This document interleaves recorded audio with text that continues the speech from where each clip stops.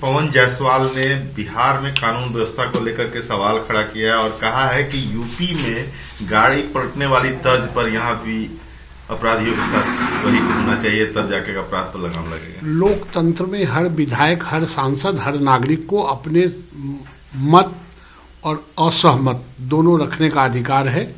उनका यह मत होगा। लोकतंत्र में जो सीआरपीसी कहता है उसके आधार पर राज्य और देश संचालित होते हैं।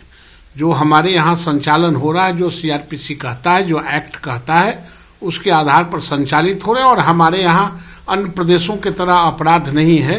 हमारे यहाँ इक्का दुक्का होता है, पुलिस उसको ऑपरेशन करती है, पताल में भी रहती है, खींच के बाहर लाती है। यहाँ कोई इस तरह का अपराध नहीं है जो पूर्व में अपराध था, 1 नंबर से फिरौती वसूला जाता था। यह अपराध नहीं है, इसलिए ये उनका मत हो सकता है, आम मत नहीं है।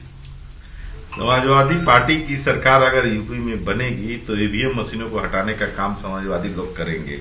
उत्तर प्रदेश में भाजपा इतने फासले से हारेगी कि जिसकी आप कल्पना भी नहीं कर सकते हैं। समाजवादी पार्टी 350 से ज्यादा सीटें जीतेगी। उत्तर प्रदेश के पूर्व मुख्यमंत्री अखिलेश यादव ने यह बात कही। ऐसा है, हर सोया हुआ आदमी लंबा ख्वाब देखता है। ख्वाब देखने के लिए सोना पड़ता है, जगा हुआ आदमी ख्वाब नहीं देखता। अगर अखिलेश यादव भी सो के ख्वाब देख रहे हैं तो उनकी कोई गलती नहीं। हर सोने वाला आदमी ख्वाब देखता है। लोकतंत्र में जनता मालिक है, ईवीएम मालिक नहीं है। और अपनी कमजोरियों को, अपने परिवार की कमजोरियों को दूसरों के कंधों पर रख देने से कोई जवाबदेही खत्म नहीं होता है। पहले अपने आप को ठीक कर ले, फिर सब ठीक हो जाएगा। हुबली में ममता बनर्जी ने कहा कि हम तो खेला करेंगे। खेला का क्या मतलब होता है? पोलिंग बूथ पर कब्जा, मतदाताओं को डराना, निष्पक्ष चुनाव न होना, ये सब खेला करने की कोशिश टीएमसी करना चाहती है।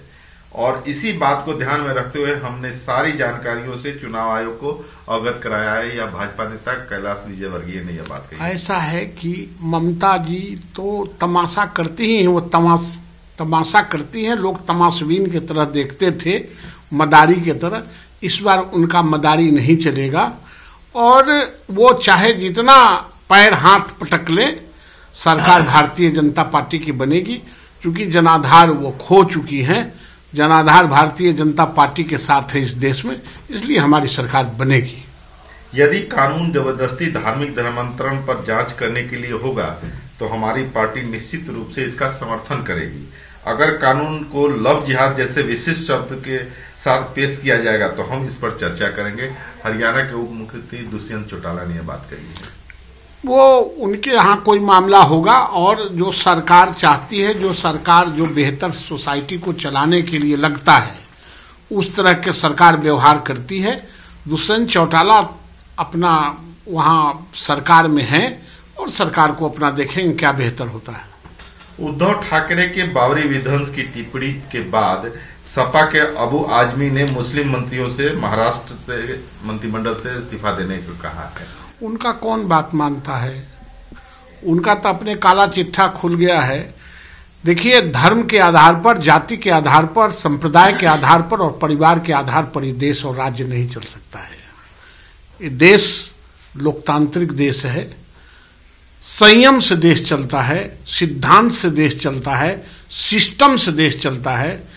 ये जाति, धर्म, संप्रदाय और परिवार से ये देश नहीं चलता, इसलिए उनके बोलने से कोई फर्क नहीं पड़ने वाला है।